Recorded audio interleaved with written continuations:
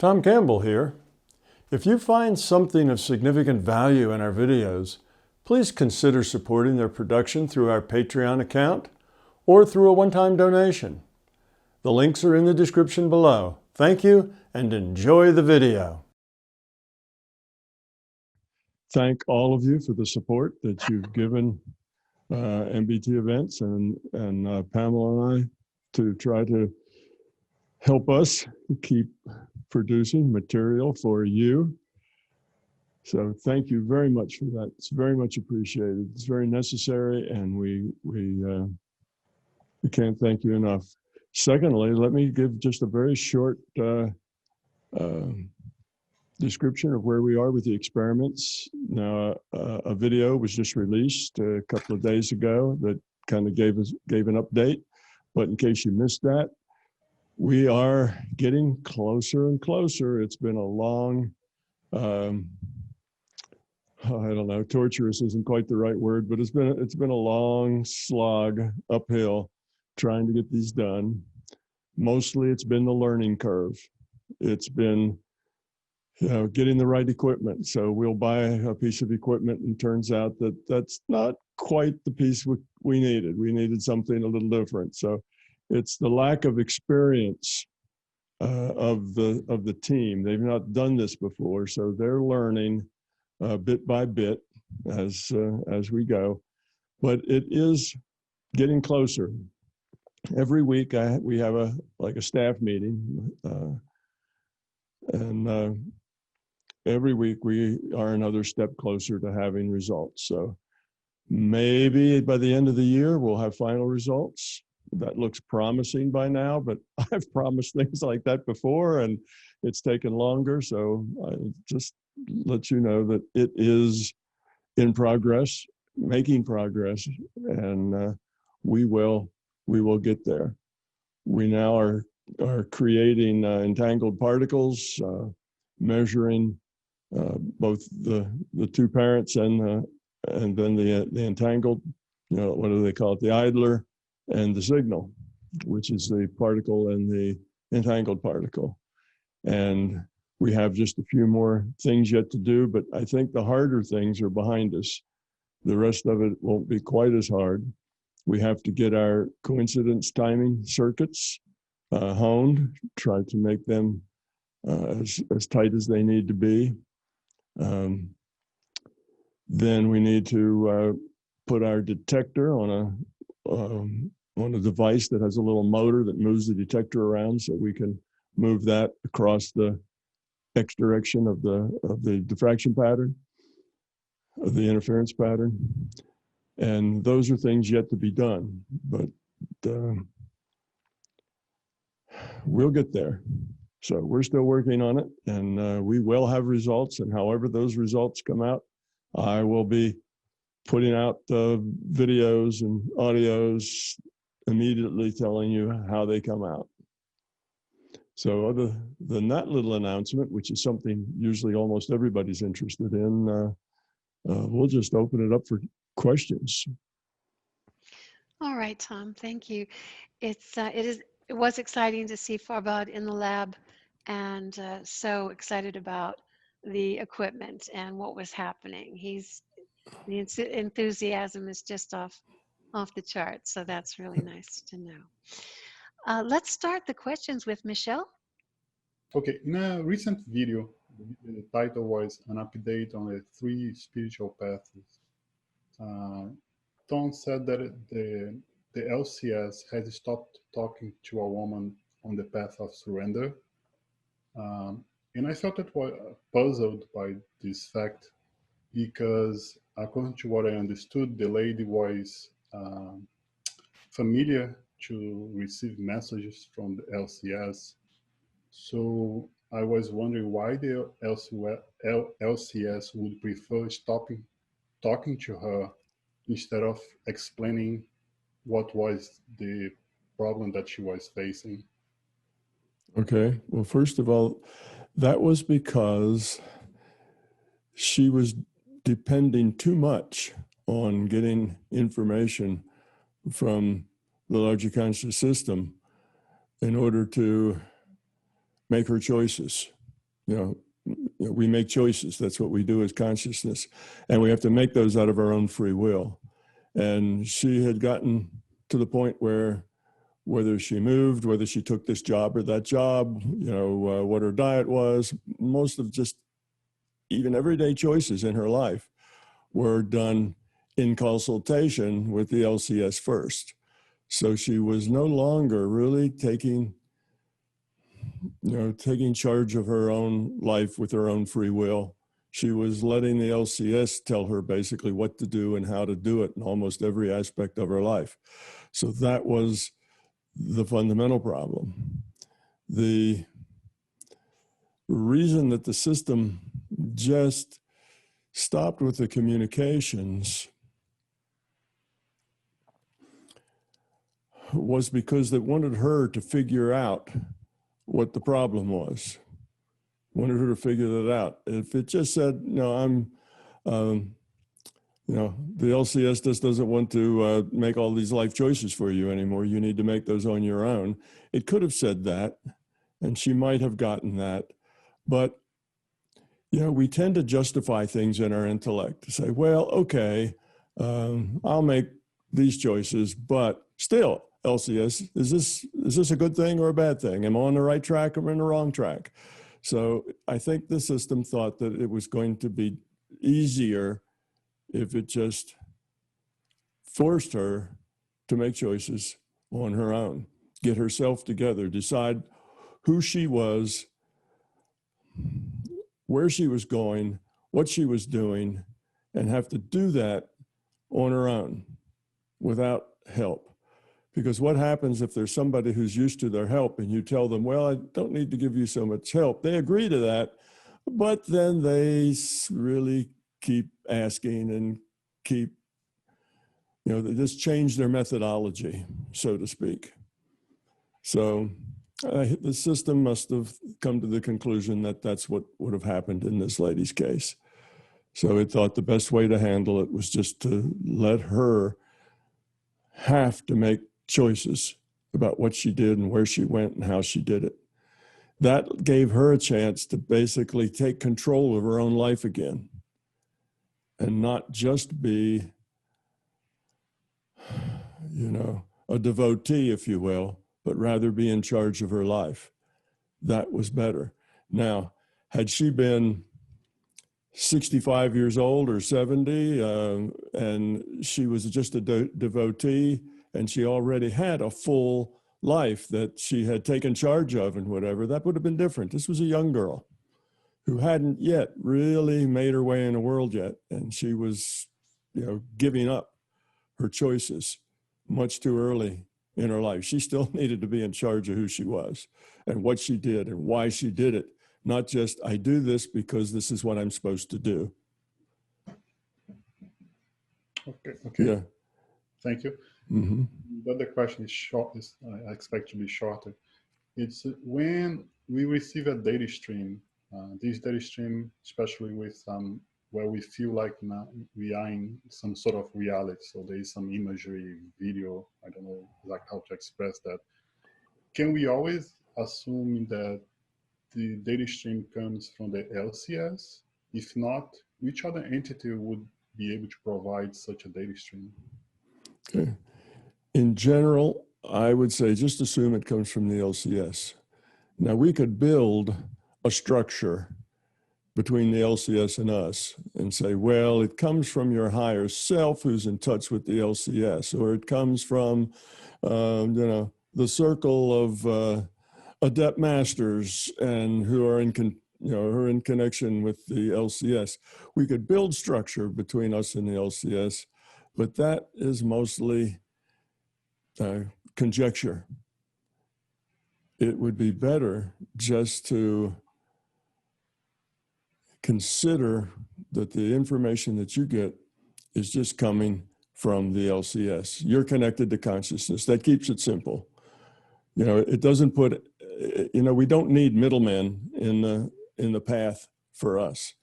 Now, some people do come up with middlemen in the path, but most of that is notional and most of that is made up in order to make the the individuals feel more comfortable with what they're doing because they don't feel real comfortably plugged into, the LCS.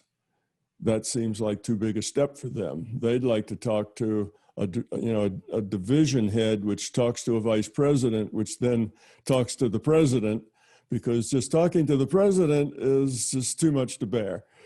So we have those middlemen kind of put there, and it's unnecessary. I'd rather think of it as just a flat organization, and you connect with the LCS. Yes, the LCS can configure itself in different ways, like as the computer that is the server for this virtual reality, because there's just a lot of computations have to be made by that server. So part of the LCS does that. And the LCS has an interface for you, your own personal interface, and we tend to call those interface guides just because anything we communicate with, we like to give it a name and make it kind of humanoid, because that's the way that's what feels right to us as far as communicating to something. It's hard to communicate to something that is very abstract, and the LCS is kind of an abstraction, and that doesn't feel exactly right for most humans because that's not how they communicate. They communicate with somebody. And so we tend to make these guides and other connections to the LCS, but I've found that it's just simpler to keep the model simple and just say we're talking to the LCS and not worry too much about exactly what that means. It is, after all, we are, if I said, well, you're talking to another IUOC, but that IUOC is a part of the LCS, as are we a part of the LCS. So we don't really have to create the separateness that we're used to, because in this spatial virtual reality we're in, everything's separate, right? Newton's first law, no two things can reside at the same point. Everything has to be separate from everything else. And that's kind of our mentality. So we like to keep it that way. But in the bigger picture, consciousness is just one thing. And we, IUOCs, individuated units of consciousness, are just a piece of that one thing. So are all those pieces really individual, separated pieces, or are they just partitions within a larger mind? It just partitions off a piece of that larger mind for that function, so that piece also has free will and can interact. You see, so when you start thinking about it kind of holistically, not piecewise, then it kind of makes sense that we're all part of that same system. So why not communicate directly with it? Why would there be, directors and vice presidents and second vice presidents and all this other structure in between us and it? Because we're just a part of it. I was thinking of the case when we communicate with other person mentally, just through thought. Yeah, when we do that, that's mind to mind. Yes, now we're communicating to another IUOC. Yes, and communication you never get. At least I never had experience where there are more than thoughts. Like there is a distance that I can send an image to someone else or receive an image, like when you get a data stream from the LCS. You've not had that experience where you get where you have like conversation, you pass data streams back and forth and information goes back and forth? Yes, but I never got any, I mean, with another entity, I never got anything beyond that. So I always wonder if I ever get a data stream where I have full image, if I can assume for granted that comes from the LCS, for example. Yeah, okay. Yeah, it's probably a matter of practice and experience, but you should be able to get complete data streams with pictures and images and feelings and emotions, thoughts. All of that should be able to flow between you and any other IUOC, even between you and your dog and cat. But you have to realize that it's going to be at a level that your dog and cat, can process. It's not going to be talking to your dog isn't going to be like talking to a human. It's going to be like talking to a dog. There's a different level of processing going on. But yeah, you should be able to have that with any other piece of consciousness, subset. Let's just call it a subset of consciousness without making it separate, just a subset. But all of that is quite available. Thank you. Mm-hmm. Saul, please go ahead with your question. Hi, Tom. What would be, give us some pointers about developing an intimate, loving relationship with the LCS? Okay. To develop even just a good relationship with the LCS requires you to be serious about evolving the quality of your consciousness, about caring, cooperating. What can I give as opposed to what can I get? So if you have that attitude, even if your attitude's unstructured, even if it doesn't come within any model or religion or any sort of structure at all, if you just have that attitude that you care, and it's important to you to be part of the solution, not part of the problem as far as relationship. If you have that attitude, then the larger conscious system finds you a person of interest, somebody with whom it can work, somebody with whom it can help develop. And so that's kind of the first step. Now, after that, you can directly communicate with the LCS, if you like, or with guides, if you want to put a more human face on it. And in that way, now you've got kind of the next level, which is a conversational level. If you want to go beyond the conversational level, you can actually experience the LCS as it experiences its reality, as it experiences itself. And that's the situation where a lot of people who have NDEs are given that experience.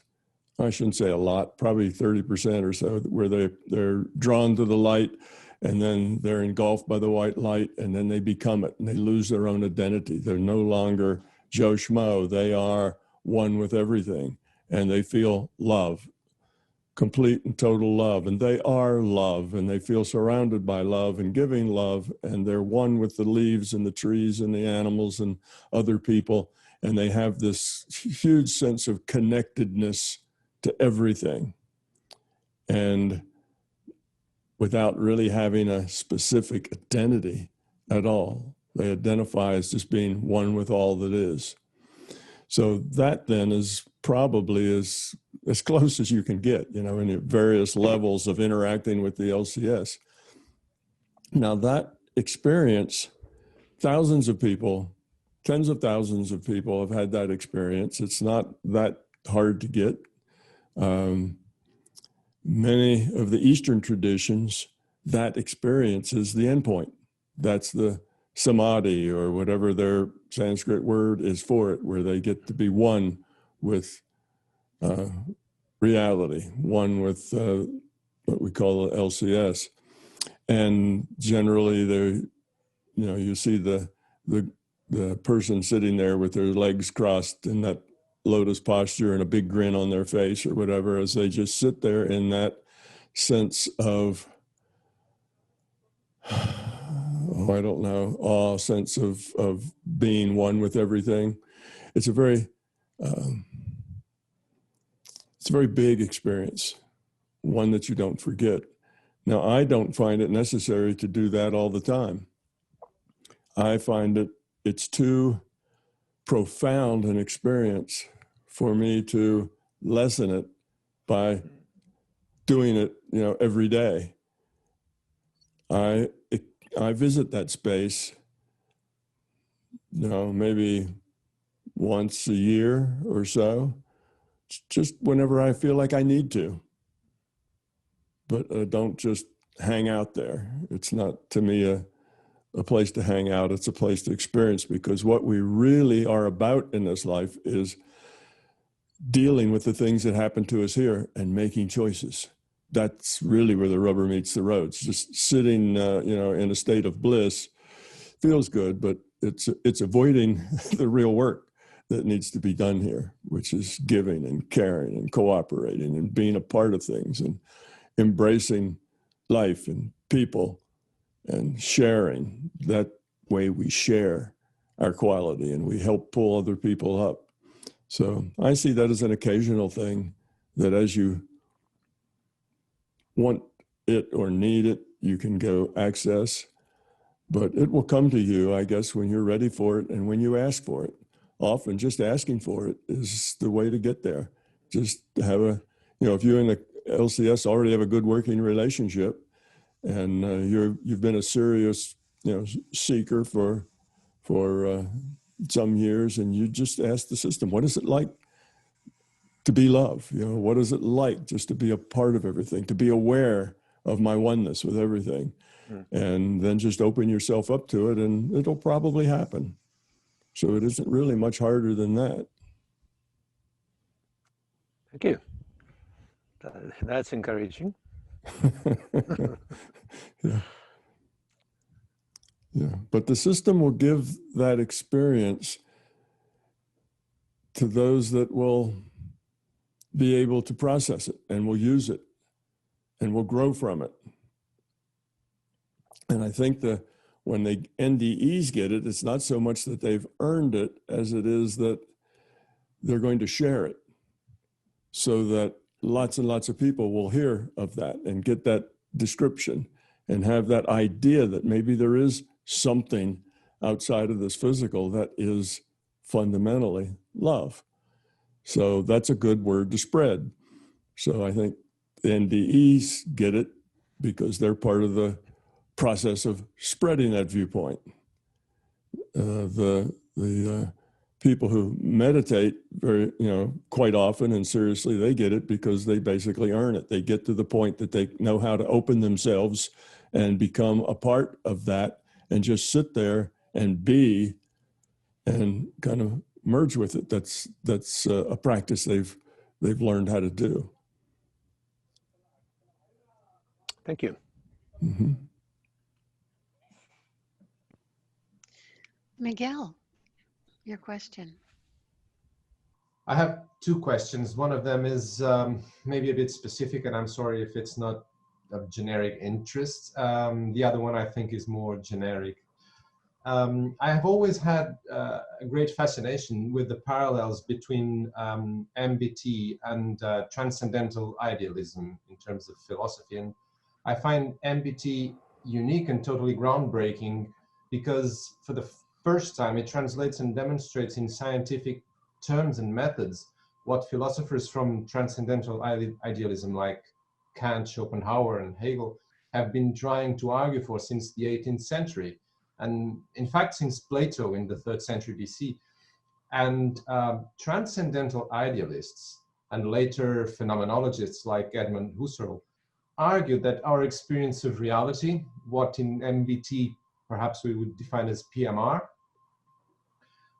is not the things in themselves, but rather a representation rendered by consciousness. And Kant defended that while subjectivity was at the root of our experience of reality, the so-called things in themselves had an existence of their own, independent and different from what the mind renders, but to which the mind has no direct access usually. And I find this to have an interesting parallel with what MBT describes as stream of information, data, or the objective component of reality, to which consciousness gives meaning, which in turns is the subjective component of reality.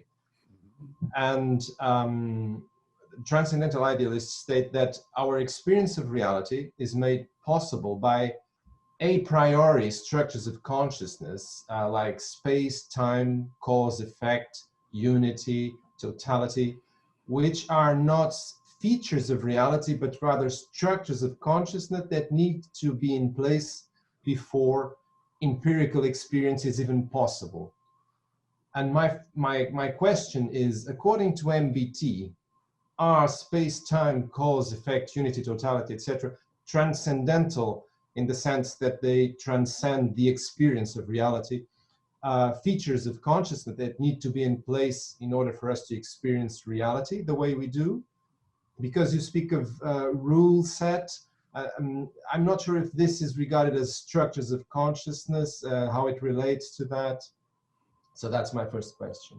Okay. Well, any experiential reality, that's any reality in which you can experience, is a virtual reality. Okay. Now, it's the data that you receive in this virtual reality, a virtual reality being basically an information-based reality, a computed reality. It's this data stream that you receive that you then interpret to be your reality. You know, your interpretation of that data then forms your reality. So to have an experiential reality, you need to have a data stream. Without the data stream, you have no experience. Now, the data stream can be structured by a rule set. Now, it doesn't have to have a lot of structure. It can have a very loose structure, or it can have a very tight structure. That structure then defines what you can do and what you can't do within that reality. In other words, your experience is limited by that structure. Okay, so in our virtual reality, we call PMR, there's what I call a very tight rule set. That rule set is what we call from inside here causality. The rule set are all the rules that define for us physical causality. And everything from our viewpoint inside this reality has a physical cause. That's kind of the insider's view, just inside the virtual reality. And it's the same for our virtual reality game. So the Sims character playing Sims in the Sims reality, everything that Sims player can do has a cause that's caused by the rule set of that reality. Same with World of Warcraft. It's just you have different rule sets. So in World of Warcraft, you can fly maybe if you're a big lion with wings. You can do other things. There's certain places, portals, where you can teleport. And it has, when your character dies, all it does is pops back up in a graveyard, and you're going to run back and gather up all your spells and equipment again. So that's part of its rule set that allows you to do that. It makes it different than the experience you have in this reality, because our rule set is very different. So so the data flow is what creates, information within a consciousness. Only consciousness creates and uses information. Other than that, it's data. So a consciousness can take its information, convert it into data, send that data to some other consciousness. That other consciousness takes that data and interprets it back into meaning, significance, and that takes a consciousness. So a book full of data doesn't actually have any significance, isn't aware of any of its significance to itself. It's just data. Okay, so the rule set provides the context of the experience. Without the rules, there's no context for an experience. And, an easy way to see that is, all right, let's you and I play a game. All right, let's go. Your turn. Well, what do you do? Well, you don't know what to do. There's no context. Any kind of game, any kind of interaction requires a context to define it. And that context then defines the game. So the same with the virtual reality. The virtual reality is a kind of a bigger, more complex kind of game, and it requires rules. Otherwise, there is no game. Games don't exist without rules. And now I'm just using the word game in a very general sense. Interaction. Interactions don't exist without rules. So that's, I think, how you can put this inside of the idealist philosophy, in that when you see that philosophy in terms of a virtual reality, then suddenly that puts more concrete concepts, you know, in front of you that you don't have when you're just looking at it from the idealist viewpoint. The concepts tend to be very abstract. And yes, the thing is, we don't actually see the thing itself, you see.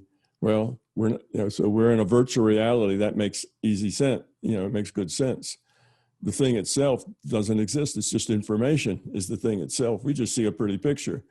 So there's a table in the room. Well, that's really a virtual table, and your body's a virtual body, and it's all computed. So it's obvious that the things in themselves are not what's fundamental.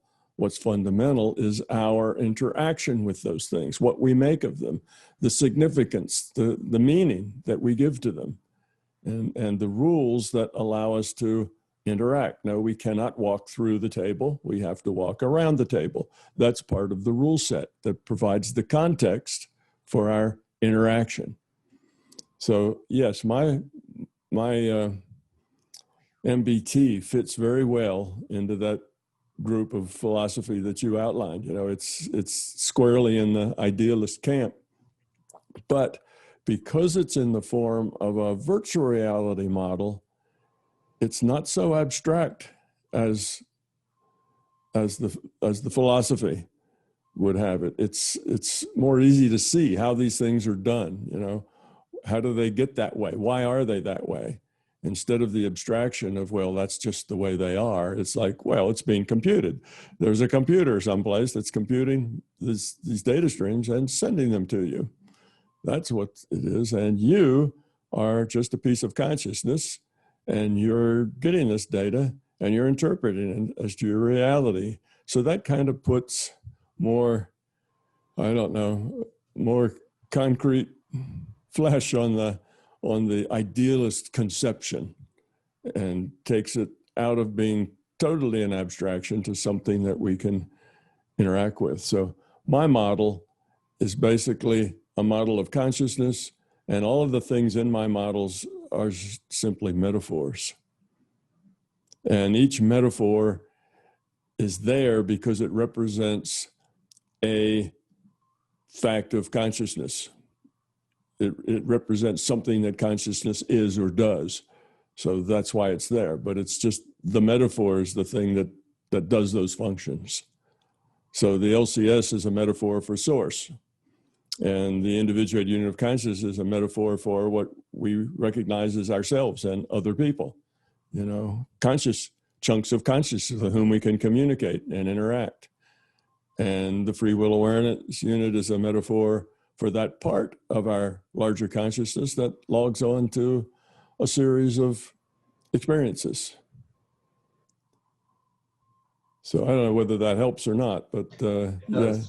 Yes, it does. It does, because it bridges things even more in the way that I can. It's true that the whole metaphor of MBT relates a lot more to our way of thinking, in our a little bit more left-brained way of thinking, and our concepts that we deal with in our present life with all the technology we have. So it makes things a lot more palpable.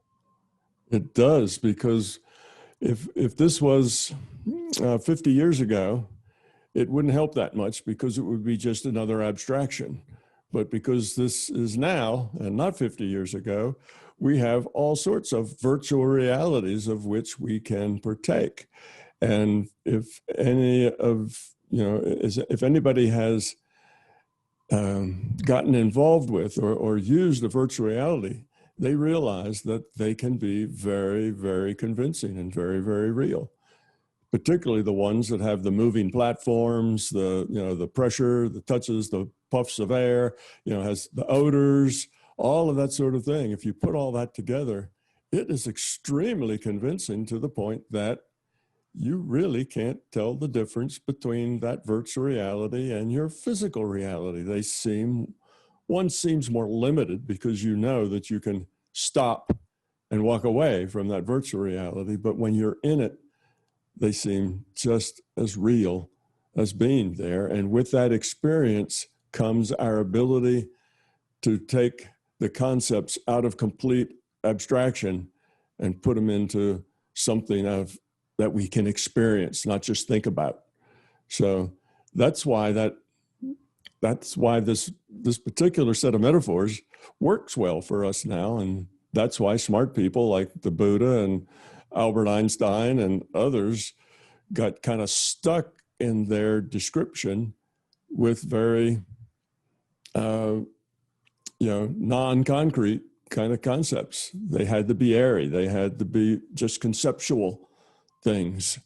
And that meant people had to struggle to understand, to get that concept right. So the Buddha said that, it's an illusion. Well, most people say, okay, it's an illusion. What does that mean? What do you mean it's an illusion?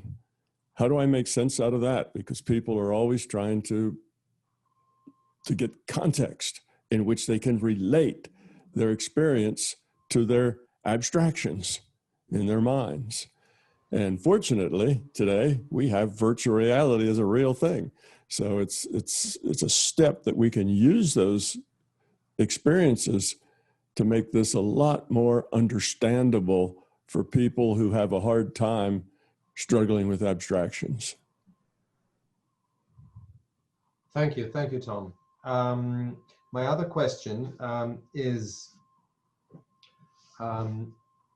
has consciousness ever been at a state of oneness or pure love before? Before here implies time, but is it working to reconnect a severed connection? And if not, or even if yes, when or how or why has this process begun, the process itself of working to become love? Okay. The larger consciousness system did not start as a low entropy system. It just started with a lot of potential. So it had a lot of potential. That potential could have been high entropy, could have been low entropy. It just had potential. It wasn't until it started interacting, doing things, making choices, that potential started to actualize as lower entropy. Well, it made choices such that, there was more meaning and more significance and more information.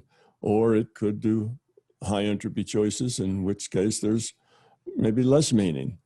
So it had to develop itself. It had to grow up in its own way. And as long as it stayed a monolithic single thing, then its growth was limited. It couldn't get but so far because it was one thing. And of course, we can appreciate that in many ways. We find that a team of people generally can be a lot smarter than just any one member of the team by themselves, because extra people bring in extra ways of looking at things. And when they do that, you get a better, bigger picture. Well, this larger consciousness system, then when it was a monolithic thing, its evolution was slow. And its strategy, of course, was to break itself into subsets and give each of those subsets free will and then interact with each other. And that's the other that you're talking about, that it's struggling with and still struggling with. Is it's not so much that it's trying to reunite with something outside itself. It's trying to reunite with itself. It's trying to reunite with all of its pieces and parts. So you can put it in that sense. Because once it had all these pieces of free will, now the potentiality of what could happen and what what it could become as a system grew immensely. Because now there were, millions of independent, free-willed subsets that could go their own way. And in the beginning, this larger consciousness system, you can say that you could also think of the larger consciousness system as just one of those subsets. It just happens to be a bigger subset than the IUOCs, but it's just, you can think of it as kind of the IUOC with the operating system for the whole system, as well as just for itself. But it is still an intelligence, an awareness, a consciousness, and it had to interact with all those free will awareness, with all those IUOCs. And in the beginning, it tended to interact by telling those IUOCs what it is they needed to do. All right, IUOCs, I made you all, and what we need to do is cooperate with each other. What we need to do is find collective solutions to discover things, to look at the possibilities together.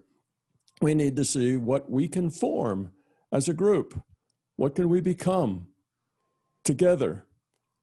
And the IUOCs pretty much said, that's not what I'm interested in. I'm just, going to hang out and chat, because the IUOCs didn't have that big picture. So it was, the LCS had to learn that it could not demand, bully, instruct, explain everything. It had to simply let those IUOCs develop on their own.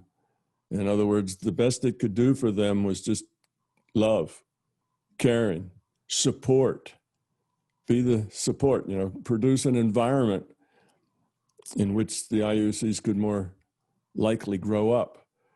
And that every time it tried to order or instruct or, all right, all you ICs line up and we're all going to get cooperative today. We're going to practice cooperation. That didn't work. You can't force these kinds of things. They have to develop from the inside out. So the LCS had to learn that the optimum way to interact with a social system is through love, through caring. And it learned that lesson to where it realized that anything else was non-productive. The control power force is a dead end. Well, it's worse than a dead end. It's an entropy producer. It creates dysfunction. And now here we are, these IUOCs, and we have to learn that from each other. The LCS learned it from having to deal with us, and we have to learn it from having to deal with each other. So the system didn't start grown up. It wasn't a system of love. It was just consciousness with potential. And it found out that if it made its own choices based on love, then the whole system would work better. The potential of the system would go up and would work better. That the system didn't need a leader in the sense of, okay, everybody follow me. That wasn't, that wasn't the optimal way to be. So yes, the system is growing up. It's still growing up. So if you want to think of it in terms of reuniting, then it's reuniting with itself. It's reuniting with all of its subsets. But I don't necessarily see it in terms of reuniting, as I just see that it is one, and it is the operating system as well of a large collection of independent pieces of consciousness. And it is interacting with us in a way that optimizes what we get out of the whole. So it had its initial potential, and it divided itself in those individuated units of consciousness in order to, through interaction, realize its potential towards becoming love in a more efficient way. Yes. I understand. Thank you, Tom. Mm-hmm. Jessica, thank you. Go ahead. Tom, I have a question that's been rolling around for a while, and I was debating whether to ask it this evening. It's the evening where I am in Europe. And then I had the experience again today, so that's kind of made my mind up then that I'm going to ask the question. So the question that I'm going to ask, and I need to give it a little bit of background first, if that's okay. So bear with me if you'd be kind enough. I've had some critical illnesses throughout my life. Unfortunately, I also have a belief that I recover completely unscathed, which I do. But you know, there comes a time when it's going to be the last one that I have. But anyway, I've always been a bit recently, you know, about what is the fear that's behind it, because there's not an obvious thing.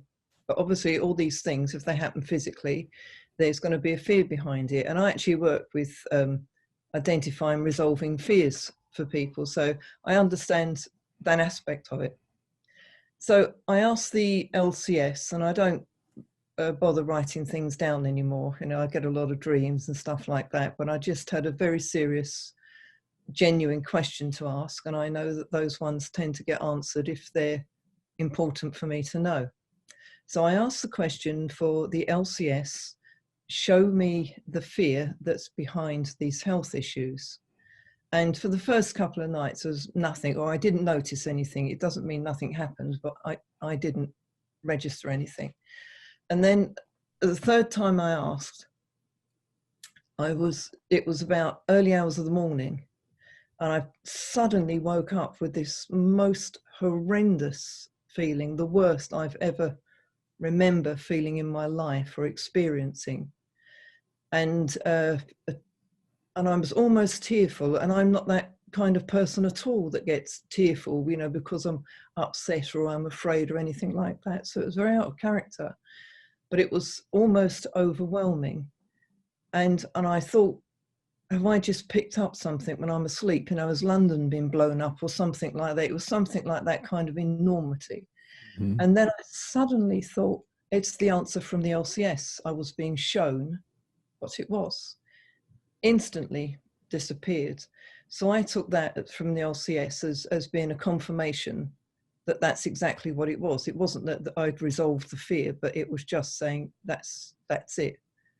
So I was then aware, right, now I know exactly what that fear is. I couldn't describe it because it wasn't given to me verbally. It was given, I was shown it and I experienced it.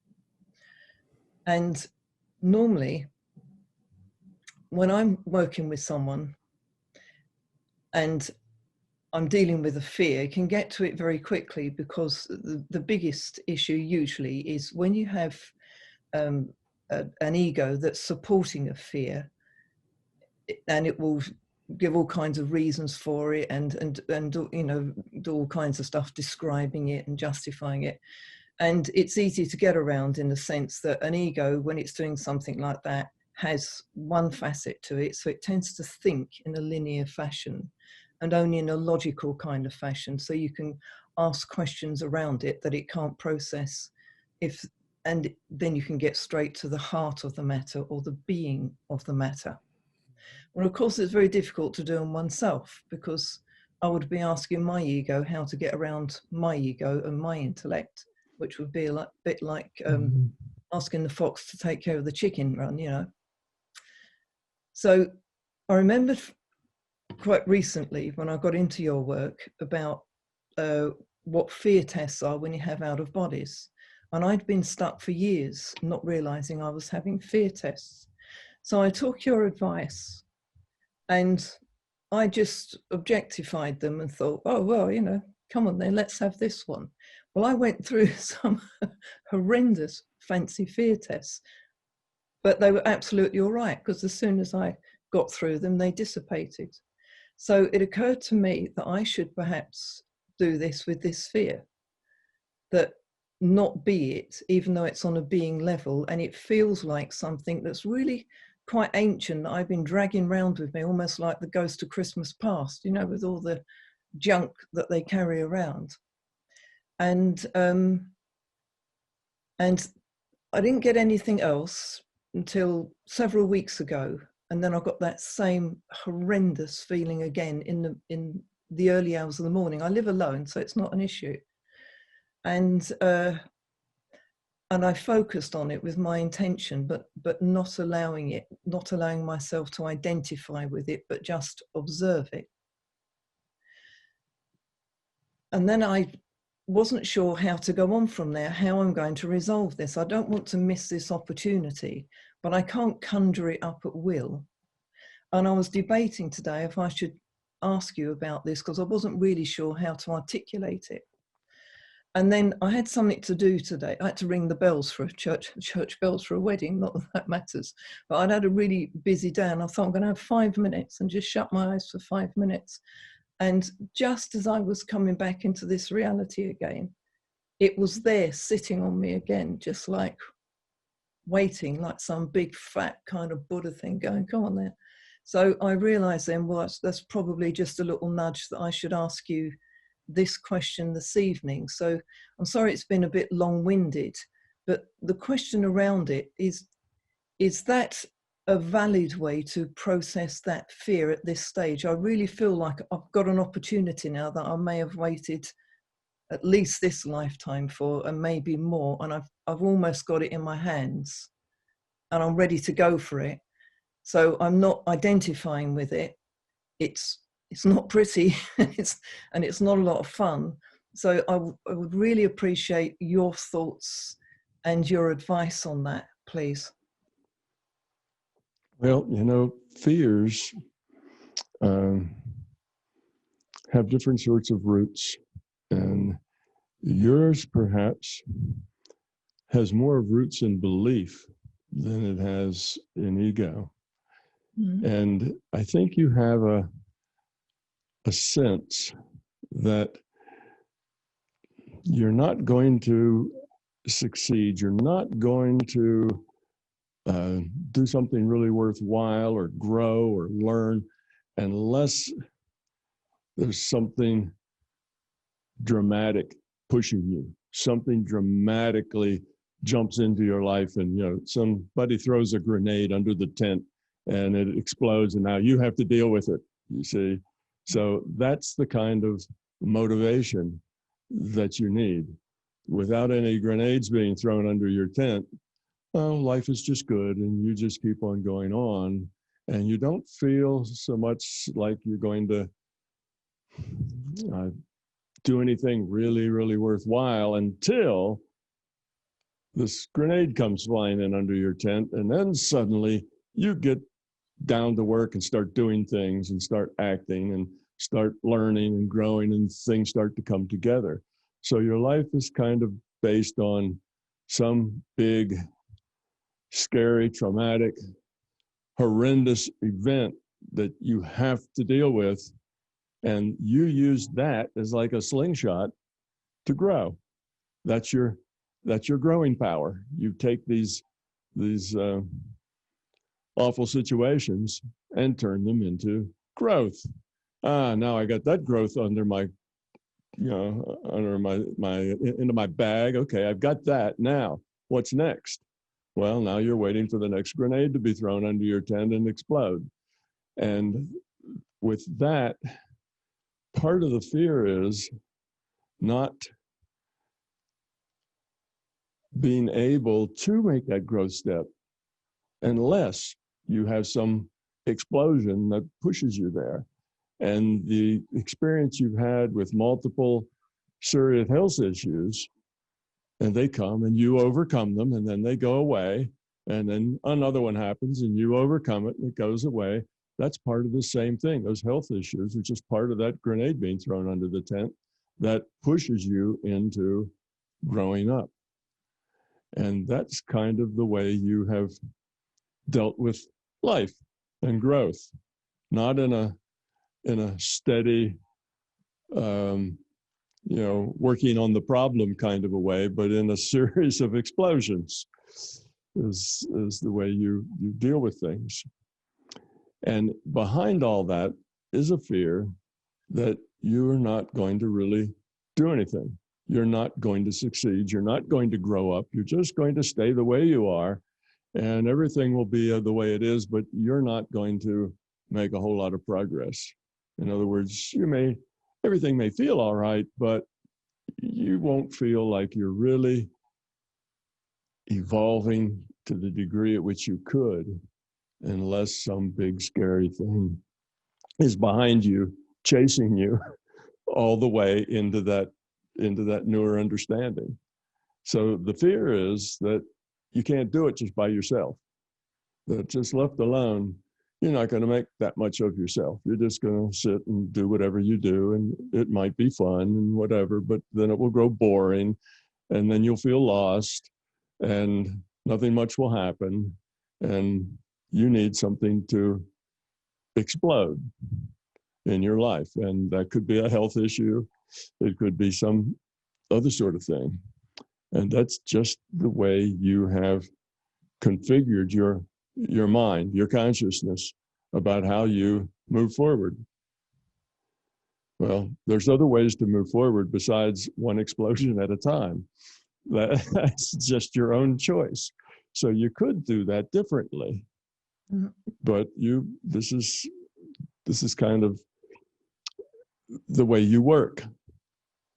And I think part of the problem is that, all right, one explosion after another, okay, you've learned a lot, you've grown a lot, you've gone places, but it's not really the way you want to live your life now. You know, it's like, I'm done with explosions. I'd like to do this in a more, you know, in a less dramatic way to move forward. But you have a fear that if you don't have the drama, you're not going to go forward, that the drama is required. You're going to get stuck without it. So if there is no drama, you start getting worried. The fear starts to build and starts to build until you create some sort of illness or explosion of some sort, which then pushes you forward again. So that's, I think, where you're kind of stuck. You'd like to get off of that train of a series of explosions. You know, it's like, isn't there an easier way? And there is an easier way, but you'll have to find that. And to find it, you'll have to deal with the idea that if you're not pushed, nothing will happen. So you don't need an explosive push. You can just learn and grow. And it doesn't have to be, you know, the monster, you know, behind you, chasing you. It's just because you want to grow, because you desire to learn, to grow, to overcome fears. And it's just let that desire pull you forward rather than your fear chase you into that growth. So it's a transition that you need to make. And evidently you're at the point that you see the problem. You're done with all the explosions. You'd like to have a simpler life without all the drama, right? But you don't know exactly how to get there. But you start dealing with that fear that you can't make progress without it, that you need that. You don't need it. You're perfectly capable of making that progress. And actually, you'll find you can even make more progress when you're not also dealing with, you know, the monster that's just behind you, or the illness that's creating all these problems. That yes, it pushes you forward, but at the same time, it distracts you a great deal while it's pushing you forward. So your energy is divided, some toward going forward and some toward being distracted. And you can do better if you just take all that energy and move it to, you know, toward going forward and get rid of the distraction. So that's the fear, and that's how you get over it. Of course, that's easy to say and a lot harder to do, but I have no doubt that you will be able to do that you have what's inside of you. You've learned enough and grown enough at this point that you don't need the drama. You can do without the drama. You can just do it and just grow and become without any fanfare, you know, without a drum roll, you know, without trumpets going off, you know, without anything dramatic happening. So is that feeling like the metaphor for that then? Yes. Thank you. Tom Campbell here. I and MBT Events hope you liked this video. We now have well over 1,000 hours of free video on this user-friendly, ad-free YouTube channel. Though these videos are free to our viewers, they represent many thousands of hours in production and editing, and many thousands of dollars invested in video and audio equipment, along with the required computers and software to store and process the raw video into finished products. So far, all of this content has been funded directly out of our own pockets. Be assured, we will always continue to do what we can. It's our life, our purpose, a labor of love that we will continue to pursue as best we can. However, those pockets are not as deep as they used to be. Thus, we are now seeking to augment our resources with support from our viewers. If you find something of significant value in our videos, please consider supporting their production through our newly created Patreon account or through a one-time donation. The links are in the description below. Thank you.